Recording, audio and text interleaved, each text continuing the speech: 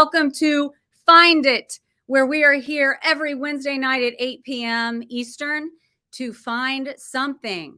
And today we have a very special guest, as we always do. And her name is Marta Spirk. She is the empowered woman. Who does not want to hear from her? Let's enjoy our evening and get inspired and feel empowered. And I will bring her right back up here in a minute after we show you her little intro.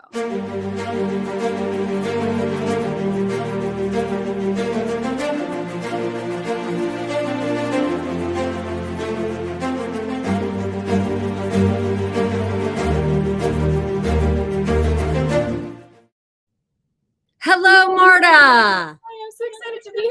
You're going to make me cry before we even start. I love that little intro. I love it. And it has your little family, and we'll get into all of that. Thank you so much for being here. I'm so excited to talk to you because, like I said in the beginning here, who doesn't want to feel empowered? And, a lot of us have it in us, and sometimes we just need some guidance. And so, Marta, that's why you're here. And I'm so glad you are. So let's get right into it and start with, I love where you're from. So just give us where you're from and where you were born and raised. All right. So I was born and raised in Brazil. I'm from São Paulo, Brazil. And I grew up in kind of middle class family. My mom was a teacher, and my dad has a degree in mechanical engineering, and then he went on to become an entrepreneur. And from a young age, I was very passionate about the English language, the American culture. Obviously, there's a lot of American influence with music and movies in Brazil. And it's very common for people to learn English, even if they're not fluent. It's something that we learn in school. It's very important for you to have in terms of your resume and things like that. But I was very drawn to the culture itself. And when I was 14, I started teaching English. And it was kind of like I had already found my profession before it was even time to pick anything. So I went on and got a bachelor's in translation for English and also French. And then growing up in church, got involved in several conferences and things like that, started coming to America and realized the dream of coming to America. I did come to Disney first, but then after coming to Disney when I was 10, everything was church. And that's how I met my American husband, got married, and moved to the United States finally, which was a lifelong dream. Well, let's back up a little bit because I'm really interested in, you're from Brazil. What was the culture there versus what you kind of were really enamored by with the American culture? What were the differences there? Welcome, Marta, to the USA. So I think the main, the striking difference is the dependence versus the codependence, I guess, that we have in Brazilian culture versus the independence and the individuality that is fostered here. And the whole American dream idea that you can be, do, and have anything if you really choose to and you go for it. Whereas in Brazil, the mentality is more like, you were born here, you stay here, you do this. And I'm very blessed that I was born in a very privileged condition. But I grew up seeing lots of poverty and seeing lots of people that were stuck in certain conditions. Whereas here in the United States, you can make anything of yourself. And that is inspirational to all of the world. Right. So I think that's the striking difference. And what attracted me to it was this idea that, yes, I could have a set life. And in fact, I had a very set, comfortable situation that I could have stayed in. But I chose the challenge because I had bigger plans for myself.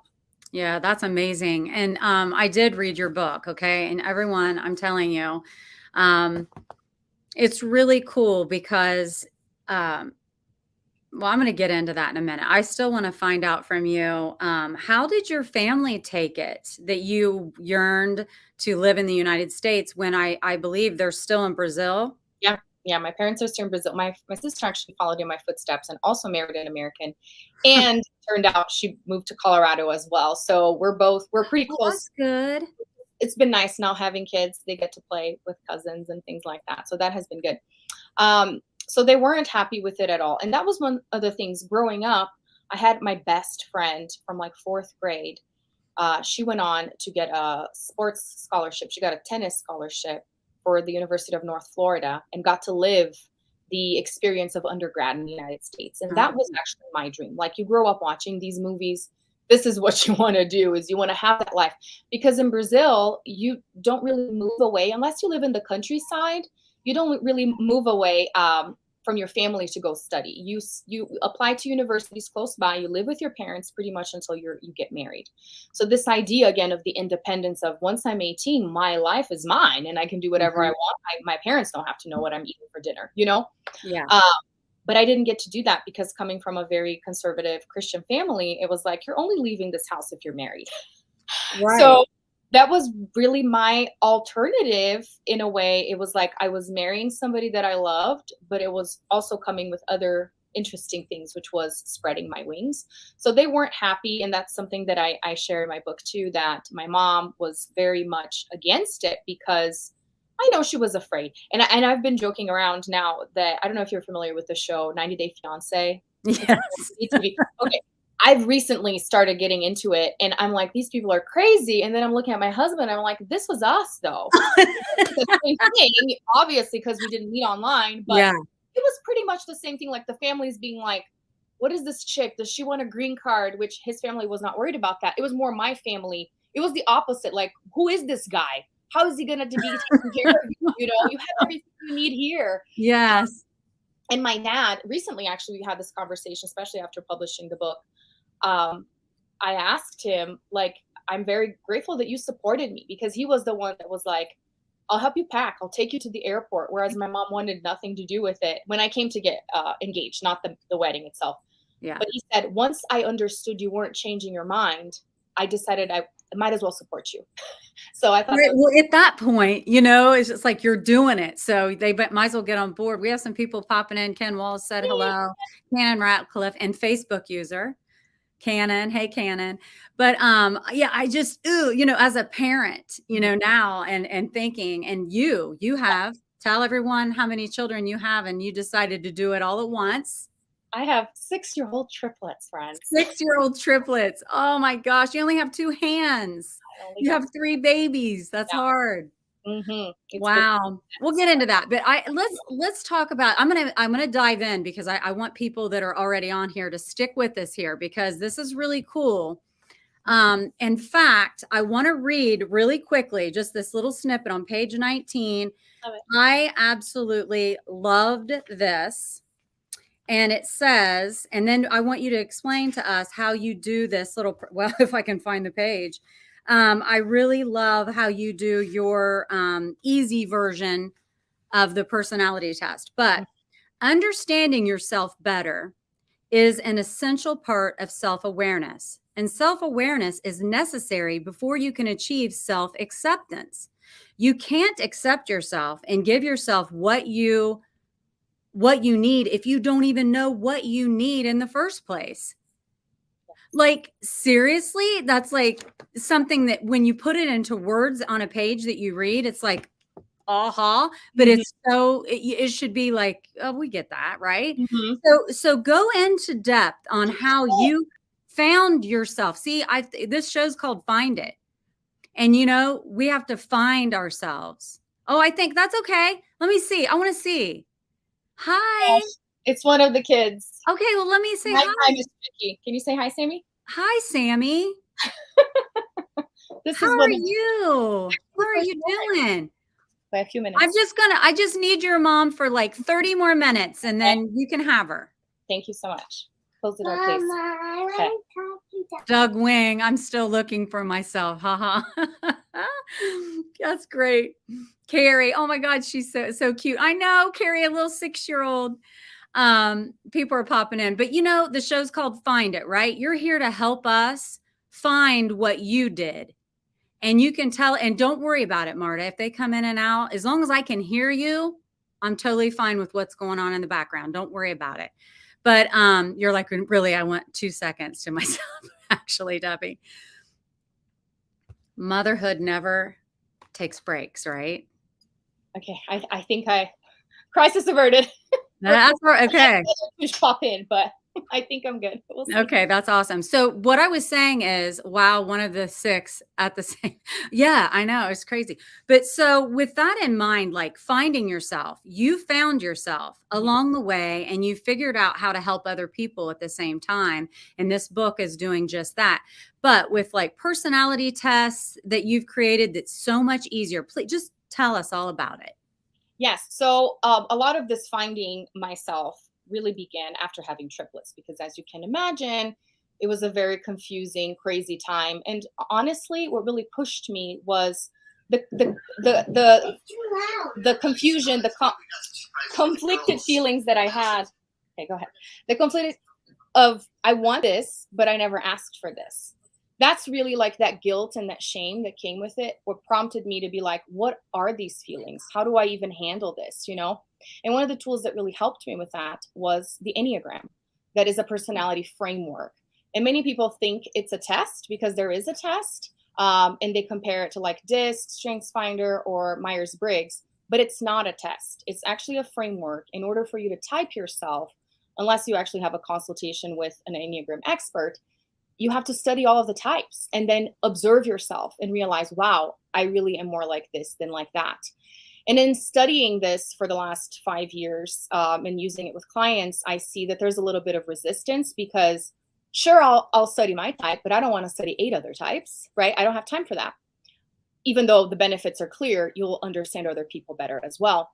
Yeah. So what I decided to do was to make it a little bit easier and consolidate the 9 types into 3 types. Because really, you can group some of the types together based on some certain commonalities. And what I decided to do was based on their stance. So their most basic outlook. There are 3 different ones, which is the dependent stance, a withdrawn stance, and an aggressive stance. So from that came the 3 types that I created. That's amazing. But I took the little test that you posted Yes. on my post and I was like, okay, I'm going to do this because, she's going to be on my show and I went, but Mhm. I've done Meyer-Briggs, I've done those tests and it's like extensive and then you're right, you get all this information. It's like, okay, I kind of get it, but whatever. But Yeah. yours was and mine came up to be the doer Yes. and you are the achiever. I'm the doer too. So achiever is one of the Is 9 doer? in the Okay. Enneagram. So what I Okay. did is that I grouped 3 types in each of the 3 categories. So it's 3 of 3. Okay. So within the doer, the types are the 3, 7, and 8 in the Enneagram are the doers. And then the others are feelers and thinkers. Okay. I thought I'd be a feeler because I'm like a deep feeling person. And I But am maybe, too. But but you know what? I want to ask you something. When you okay. take these tests, could you take the same test later in life and it be different probably So based on how you change and mold? technically, when it comes to the Enneagram, the general rule of thumb is that your personality doesn't change. There are healthier aspects and a growth journey to it. The more self-aware you are and more intentional you are. And then there is the unhealthy or disintegrated side of it, when you are extremely unaware of yourself and you're just going through the motions and going through autopilot, essentially. So there's kind of like a scale, right? When you're under stress and under a lot of pressure, you behave a certain way. And then if you're aware of that, you're able to kind of move down that scale. And, Yeah. and that's why. So Ennea is 9 in Greek, and gram Okay. is the diagram. So all of the 9 points are connected. If you actually Google just a picture of the actual Enneagram, all of the 9 points are connected, meaning you need to learn all of the 9 ones, because at certain points in life, you're going to take on characteristics of a healthy other type Oh or an yeah. unhealthy other type. So everything's interconnected. That's so cool. So give us an example because in your book I read, you gave an example of your personality type and your husband's personality type and how sometimes that doesn't work until you understand the others. Tell us about that. Yeah, so I am a type 3, which is also a doer in my test. And I'm very driven, I'm very action oriented, and a lot of it comes with wanting recognition. So doers are performers. I mean, you're a doer. You're right here. You like to use your voice. You like to use your face. You want to be in front of people. That comes naturally to you. Mm-hmm. There are other types that want to be in the behind the scenes. They want to organize things. They are more detail oriented. They're more analytical. And that is my husband. He's an electrician, and he is very data driven. And he likes to analyze things before he takes action. He likes to make educated decisions. Whereas doers at times don't Darn it. think about the consequences, and they're just like, I'm doing this thing and we'll see what happens later. Yeah. So, and all of those characteristics are great. Nothing is better Sure. or worse, Yeah. right? They complement each other, but then you can clash because you see one person sees the world in such a way. Like my husband likes to say, I'm not overcritical. I just like telling people how they can do better. Yeah. So in his mind, that's what he's doing. It's finding mistakes to make things better. But then here comes me. I like to be recognized, and I like to be in front of people and told that I'm doing a good job. And that's why I achieve a lot. But then here comes a person telling me, you did this wrong, you missed this spot, instead of telling me you did all these other amazing things. He focuses on the negative because that's how he wants to show or to be valuable to the world. Yeah. So these are the things that you can kind in of your book. Yeah. In your book, you said he doesn't like, I don't know the wording, but I took it as sugarcoat things. He just wants to get to the point. Exactly. He doesn't soften it. Yeah. Yeah. That's him. So I thought that was funny because it's so true. And I've always been fascinated. Oh, look, Ken. Oh, Marta, you're doing such a great job. LOL. We like positive reinforcement. That's all. But you know, it is, I've always been interested in different personalities and then how they can work well or not together and how to make it better. Can you elaborate a little bit more on that? Because I love this. Thank you. Well, so again, it's a lot easier to talk about the 3 types instead of the 9 types. So feelers, thinkers, and doers. Yeah. And really, all of them have specific strengths and then the downside of that strength. Because really, and this is what the Enneagram really brings to light, is your strengths could be weaknesses and your weaknesses could be strengths. They are exactly the same.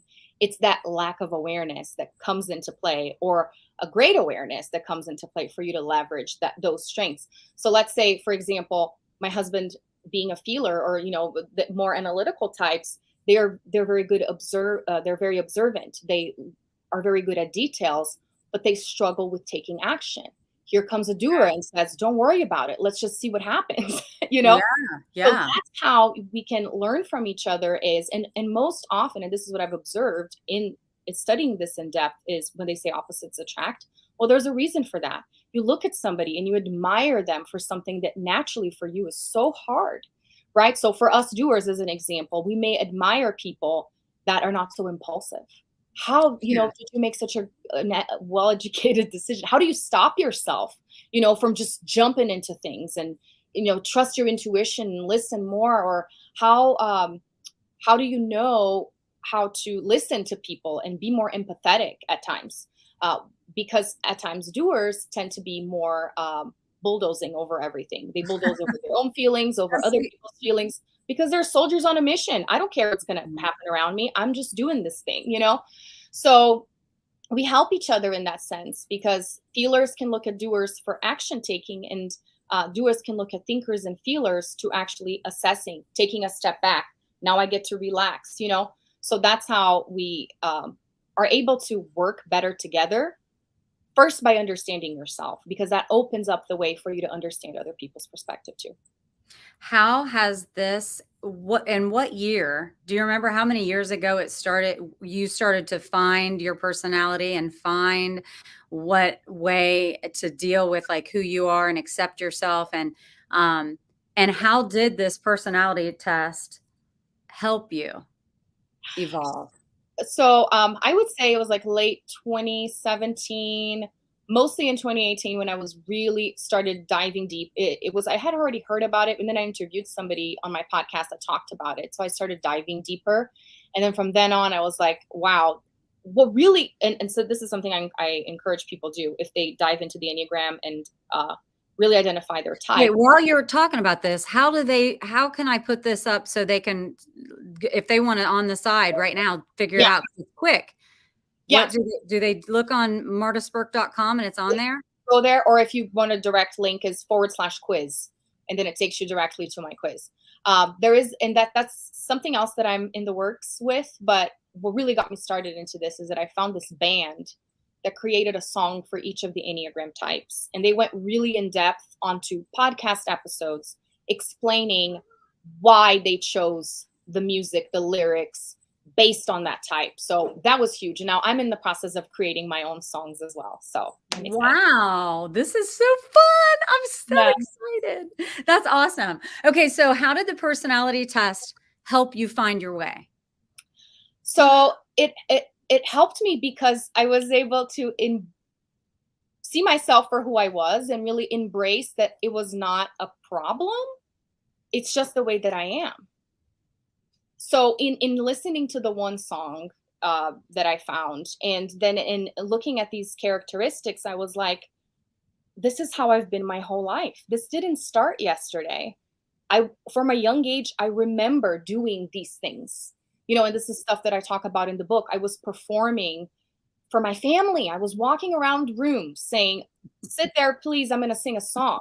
My sister never did that, it's craziness, but it started there. And then in diving deeper, like what as a child in my environment, because I believe a lot of it, is nature, but it's also nurture. What in my environment fostered this need of mine for attention, for using my voice, for being seen? And it was there. And this is what I explore in the book too. So that is true. Yeah. I enjoyed that part. Yeah. Mm-hmm. Yeah. And because when you do get to the place where you're like, why do I do that? Why? And then when you start delving in, like you said in the book, you have to be open to it and understand that whatever you find in your personality, like you just said, it isn't necessarily bad. Yeah. All the personalities can grow to a better version or not. But once we find, right, what we can be and what we can do and understand and maybe childhood traumas make you behave a certain way. And that once you accept it, understand it, you can get better, right? Yes. And a lot of it too is releasing that forgiveness. And that's why one of the steps in my book talks about forgiveness, because this was the exact trajectory that I walked through. So that's why I created these steps, is because, wow, I started seeing all this and I was like, okay, this is good, but also not so good because I've been doing this to people around me, but I didn't mean to. It's just the way that I turned out to be. And then it's like, wait, I have to forgive myself because I had no idea. It's just the way that everything panned out. And then on the same hand, well, it's also because my parents did these things, but I understand that they didn't mean it in a negative way, especially now being a parent. Yeah. Forgiveness is key as part of the journey because you're going to see some stuff and it's going to stir up some stuff. Sure. So it's definitely, of course. I liked where you said, notice yourself. Man, I like this. This is really good. And I love a nice, quick, like easy read with a lot of good content. The surround yourself with like-minded people. That's important, but yet like-minded, not necessarily the same personality. Yeah. Right. Yeah. So go into that a little, just talk all about like how this personality test has led you on this amazing path of success. Right. So in the surrounding yourself with like-minded people is just like what you said. Obviously, they're going to be different personality types and you want that variety to help you, right? And seeing sides of you that you don't even see, good and bad, right? To help with that self-awareness process. But what I mean by like-minded is people that are interested in growing too.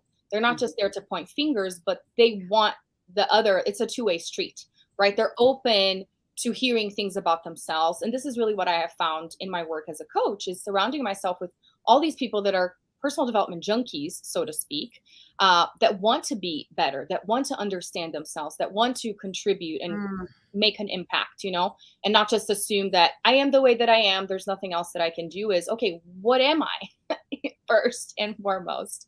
So that's really what I mean. And I think that really struck me. That really struck me.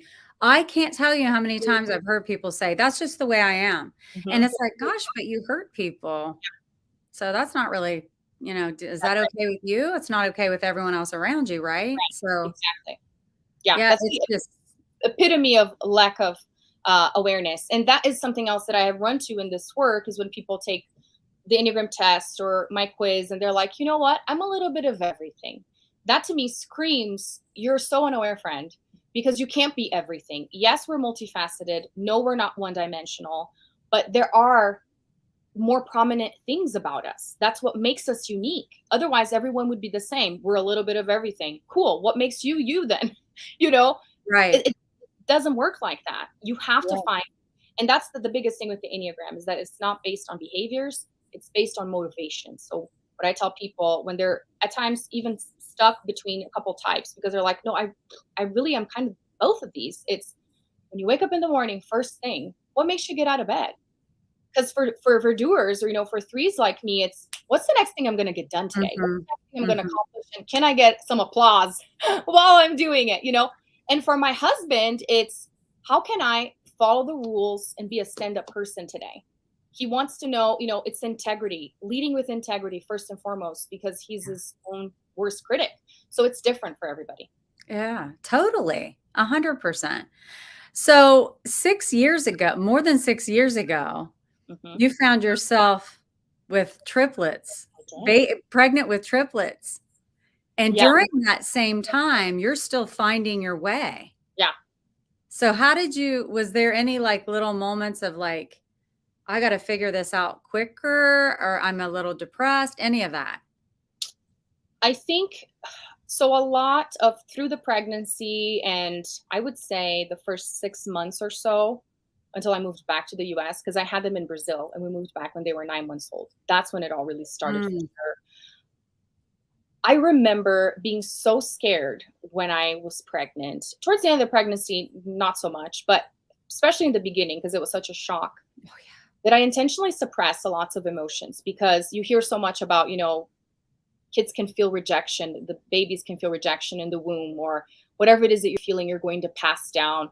And I remember my thought process was, I'm going to be as the most optimistic and the most hopeful I can for their sake. But once they were out, it was like, what do How? I feel now? I don't have to protect anyone, but I mean, they are out. So I still kind of have, that's when the confusion really began Mhm. for me is they're here and I have to deal with this and I don't really know how. So, and it's an ongoing process too, because now that they're their own people and I'm seeing their personalities and it's becoming even more clear to me these personalities are so real because three people born the same day, raised by the same people in the same environment couldn't be more different. Yeah. And so that proves the point of we are unique. There's no question about it. There's no way. Even identical, twins or multiples, they can't be the same. Is I find myself in new levels of how can I support them through these things because I don't feel what they're feeling. It's the weirdest thing because with a spouse is one thing, but with your kids, it's like that unconditional love of I don't ever want you to feel hurt, but I can't prevent that. Right. So what can I do in my capacity as a flawed human being to support you as you go through life's heartaches? So that's been it. Yeah. Yes. So now that we know like the what the book sort of entails, but guys, you got to get it. It's really good. But what is it all that you're doing? It just seems like you have a lot going on and can you tell us like all of what your career entails? So, my main goal has been helping women entrepreneurs and getting their message out. So I'm huge on visibility. Tell me what that message is. Yes, the Tell message, me. the message of empowerment, right? Of Yeah. you have this thing inside of you, and that's why women start businesses is that they know that there's this higher purpose. They don't necessarily know the details, but they get started, and it's Ooh, encouraging them to keep going even when they do not know the details because the details come along the way and trusting that whatever it is that they have now is enough to help somebody else and let's blast this on a podcast, on a book, on TV, on amazing shows like yours. Let's get visible because otherwise the message can't be heard. So that's yes. that's what I've been doing with my coaching programs and all the things that I have been doing is maximum visibility to increase our confidence in the message that we have. Let's I see. love that. And I'm going to read this aloud here. Kelly Ann, hi, Kelly. She asks, do you believe there are only certain Enneagram types, personalities that are compatible in a relationship? Or is it more about the individuals working toward understanding each other? It's really more about individuals working towards understanding each other, because Okay.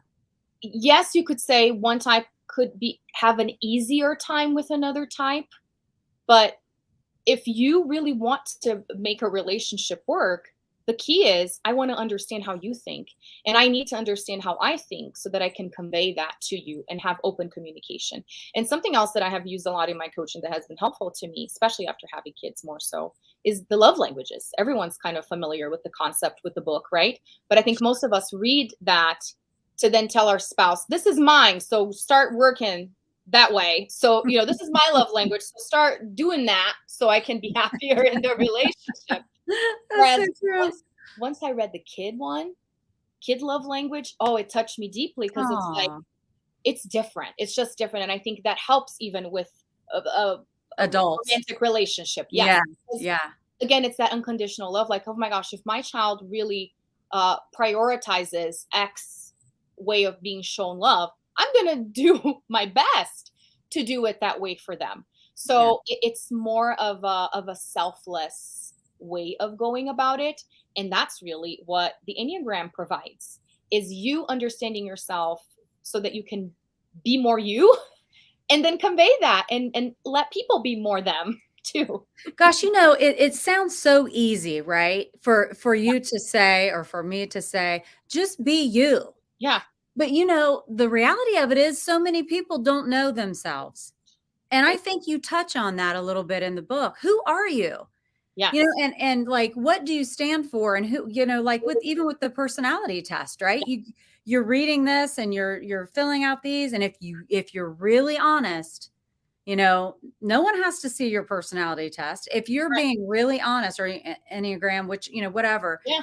um, really be real with yourself and figure it out so that you can be a better human being for you. And then ultimately for every other relationship in your life. Right. And that's the Um, hard part. We are not honest with ourselves. I think there's levels of that. Some people are more honest than others, depending on the personality type too. But there's a lot of denial. And that's something that I'm constantly learning more of, is that there are parts of us that have been shamed. There are mhm. parts of us that have been rejected, whether directly or indirectly, by the people around us. Oh yeah. Hide that from others because of that initial fear, and essentially we're not embracing ourselves. So how can you actually show up fully in any situation if you yourself are denying yourself a part of you? It doesn't work. Yeah. So Wow. exactly what you said, like, Marta, are you that's being so honest? good. That's so good. Mhm. That's very beautifully said. And English isn't even your first language, and you're so beautiful. Your English is so beautiful. Sarah Parker, hi Sarah. She's saying, do you recommend a love language book or another from a teenager mom? She has teenagers, so she's asking, do you have a love language book or another book that you have, or one you could maybe encourage her to get? So from the same author, Gary Chapman, right, that wrote Love Languages, his 5 love languages, there is a version of the 5 love languages for kids or for children. I forget the exact name.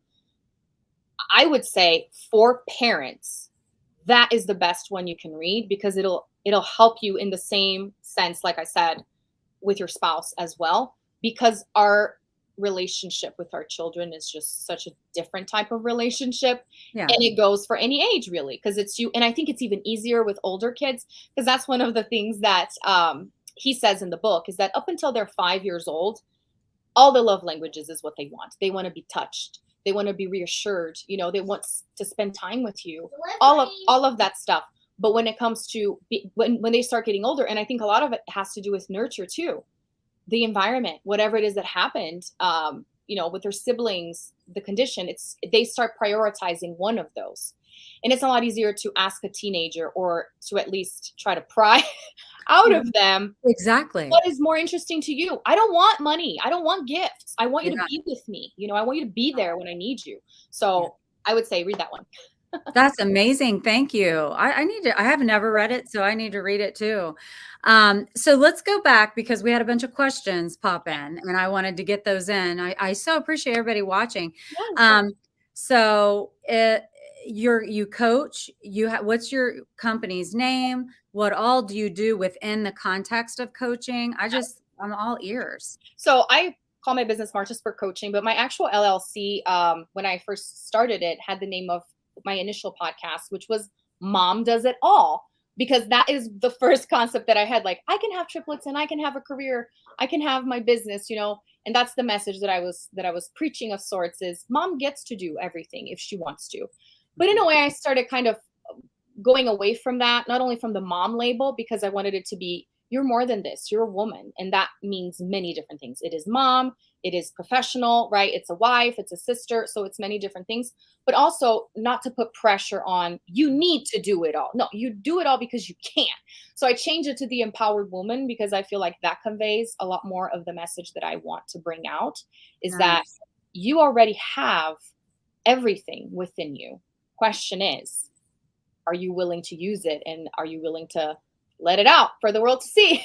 And Well, then and also, yeah, Marta, exactly. But, and also, is it something you and your personality type really actually want? If yes, you're content with doing X, Y, and Z only, and that's your gig, and you're happy, genuinely find mhm, joy from it, fine. But the people who really want to do something else, but they can't find out what they want, they don't, because they don't know themselves. And how do you encourage those people that you work with to be empowered? How do you, I mean, not to give away all your tips for right? free, No, but this. I know there's so much more to it, you know? Well, it starts with, then what do you like, right? And are you happy? It's all those self reflective questions that we go through life really not asking ourselves, because It's true. honestly, we don't really want to think about the answer. And at times we're scared about the answer, That's so right? true. So we don't, I even got chills. We don't ask ourselves. And I want to say, even for me as a doer, because I'm so like, next, what's next? Sitting down and thinking about these deep things is extremely uncomfortable, because Yeah. it's going to stir up some stuff, and then you're going to Yeah. remember some other stuff, you know, and it's going to be like, nah, I'll just go about my day. Let's watch a little Netflix and be done with this. Yeah. Suppressing, suppressing, suppressing. So it's really in helping these women be honest with themselves first and foremost, and then pursue what it is that comes out of that, and understand that they may not get it right the first time. In fact, we never do. Right. So you may think, oh, this is the path. Like, I answered these questions, I've done some of this reflection. And then a few weeks down the road, a few months down the road, actually, I want to start over. I want to go a different direction. I want to pivot. And then what happens? What will people think? They're going to judge me. They're going to say, you're a quitter. You can't just stick with something. When in Yeah. reality, people are worried about how others are seeing them. So it's really overcoming. And that's something else that I talk about in my book, is not caring about what people think of me, which is, such a hard thing to really fathom, because we're living our lives in community, right? All of the time, people are giving their 2 cents, whether directly or indirectly. Like, we are being judged, we're being observed. So of course we need to care, but that shouldn't be the main driving factor in our decision making, because something else, a quote that I love is, wherever you are, there you go. You're the person that you're going to spend the rest of your life with, guaranteed. So you better have a good relationship with yourself. I love that because I do always say, my gosh, the most important relationship you're going to have is with yourself. So don't be an asshole. But you know what I mean? But so and find out who you are and what you want to do. But it always cracks me up too. Like, we expect, like, my children, like, well, what do you want to be? What do you want to go into? What? And I'm thinking, I don't even know what I want to be and what I want. It's just like figuring it out and really being true to who you are and knowing who you are. And that is sounds so easy, but not very many Simple, but people not easy. know who they are. Yeah. I love it. I love everything that you do. But now, when you have a podcast, and okay, so it's called The Empowered Woman. Hard woman. Okay, and then you do that, you coach, Yes. So I have you a have membership. triplets. Yes. Yes, I have the You trip. wrote a book, so you're an author. Yeah. Okay. Okay. Now, let's go back to what you say about Yeah. people judging you and Yeah. worrying about what people think. So the older I get, the less I really do care. It's like you said, you got to care, but when you're like us and you're putting yourself out there, Right. to market yourself and whatever. And that's really the reason you're doing it, because you have a message to share and it's Yes. an important message. Yes. So you put yourself out there. And then sometimes if there's any type of negative feedback or anything that doesn't, or even nothing, where you'd get like the people you care about the most That's the worst. that's the worst, where you're like, I'm so excited. I'm doing this and I'm doing that. Aren't you excited? And it's kind of like, not really, because they just become absent. Right. So, that to me, like people I don't really know, and if they want to have something to say, that does not bother me in the least. It's the Right. people I genuinely care Oh, about. If I feel like they're disappearing on me when things are good, that bothers me. yeah. Hi.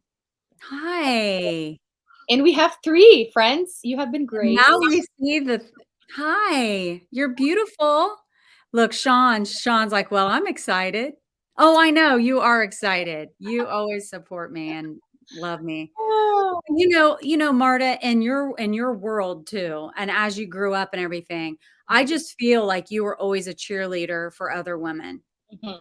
And I think that sometimes that comes more naturally for people. Right. And then I believe that everyone can be a cheerleader for others. It Right. just takes work. It does. So what advice do you give other women who want to be happy for other people but aren't? Oh, that's right. That's a photo moment right there. That's awesome. But Well, like how do you encourage other I love cheerleaders, Lisa Moser. Hey, Lisa. You know what I'm saying? yeah. So how do you help women that are like feeling that way? Right. Well, it starts with understanding that you are unique, and I think a lot of the not being able to be a cheerleader is because we compare, and we think I'm better than that person, so why would I even recognize what they're doing? Or they're so much better than me, and I suck, and they get stuck in that inferiority complex or victim mentality. But when you realize, and this is like again with having triplets, there is no comparison with the 3 of them. They're good at different things, and it's been showing more and more now that as they get older. Like one of my sons is 100% the brains. He can do math at any moment. Like it's amazing what he can do at 6 years old and how interested he is in it. My other son is he's so athletic. Like he will step in any type of like equipment, and his stance is already like a little athlete. And it's like, who taught this child this? I Mhm. don't know. It's just there. And this beauty princess here is Miss Extraordinaire, singer, dancer, performer. I kind of know where she got that one I from. love that. But it's Oh, a comparison, right? You wouldn't compare your own children, and I know it is hard, believe me, but on the same hand, you understand that. So when you look at your kids, man, so many life lessons there because it's the same with the world. Like why would you compare yourself with a girlfriend or with anyone that you see that you especially don't know how their life is when they came from a different background, they have different families, they're married to a different person. It's yeah. apples to oranges, and when you really remind yourself of this over and over again, it's a lot easier to be happy for people's success. Right. Lisa says she has 4 kids and they are all different. And so there you have it. We are all unique. Yes. There's not any of us exactly the same. We all have our own special talents and gifts to offer. And if one person's doing something great, you can go do something equally as great that's Yes. different and unique to you. I Exactly. love that. I'm so excited that I'm getting to see your babies. You have no idea how much I'm enjoying this. That's awesome. But so listen, everyone, we got to know, I just got introduced to you through Joe Ingram. God love him for putting you in connection, us Yeah, together. I did. How do you know Joe? So I connected with him via Amy Lee Westervelt. Do you know Oh, who okay. she is? And I was on Ken's show too, and it Okay. was an amazing interview. So Yeah. very excited to be on your show as well. That's awesome. I'm glad you're here. Well, so we're getting close to time, but I wanted to ask you, I ask a lot of the people that come on the show this, and when we're going along trying to find it, what do you think hold people back from finding it? Whether that's happiness, success, any of it? Well, I'm going to say an answer that I gave in Ken's interview that I was like, that's pretty powerful. I'm going to use this every single time people ask me questions. What is it? They need to know who they are. And Yeah. that's what it is. We already kind of touched on that. When you Mhm. don't know who you are, you're not going to find your purpose because it's extremely connected to who you are. Your talents, right? And your purpose, it has to do with your identity as a person and with the personality, everything that we talked about, your identity. And it's not something that you're meant to figure out in just, a piece of paper or in a reading that somebody does for you or in a prophecy that somebody can give to you. It's a lifelong thing. And that's uncomfortable because we want immediate answers. But Aw, it takes your entire life, but we should be excited about it because that's what we're here for. that's right. So, So have you taught your kids Portuguese? they know a Yeah. few words. I'm not very good. I put them in classes. That's how bad it was. Because from the get go. So here's the thing. Fun fact. I got married and my husband didn't speak Portuguese, so we only speak English to each other. We moved to Brazil. He learned Portuguese finally. We moved back to the United States. So now we kind of use Portuguese as our secret language when we want to That's say things awesome. that we don't want them to understand, which I know it's bad. I want them to learn, but Well, they're gonna learn because they're gonna wanna know what you're saying. yes, exactly. That's the motivation. Yes. So everybody, check out this beautiful Marta Spirk and her book. And I am so grateful that you joined us today and your 3. I got to see all 3 children. Yes, you did. So that's amazing. And I want to ask just before, you're a thinker, Debbie's Ooh, producer is a cool. thinker. I believe that. I'm excited to see what everyone who's watched today has. Yeah, I love the cover too. The cover of your book is amazing, Thank you. Marta. So before we wrap it up, I want to know, is there any lasting words you want to leave us with on this show this evening, Well, Marta? there's a quote that got me pretty much started in my journey. There are many things, but I remembered this specific quote, and it's something that I usually use in presentations and interviews. It's by a British poet that says, "See your beauty without a compliment and without a mirror." And this is really the journey that I have embarked on, is learning to see my worth and my value in the world without having to have people tell me it and without having to look outside of myself. It's like me, and I get to see it, I get to acknowledge it, I get to feel it, and I get to be grateful for it. So that's what I want for me, and that's what I want for everyone out there. Oh my gosh, I love that. Say the quote one more time. Yes, see your beauty without a compliment, without a mirror. I love it. And with that, folks, it's a wrap. Marta, don't leave yet. Okay. We're going to do our outro. And I am so thankful to everyone that came to check us out tonight. And I'll see you again this time next Wednesday. Mhm.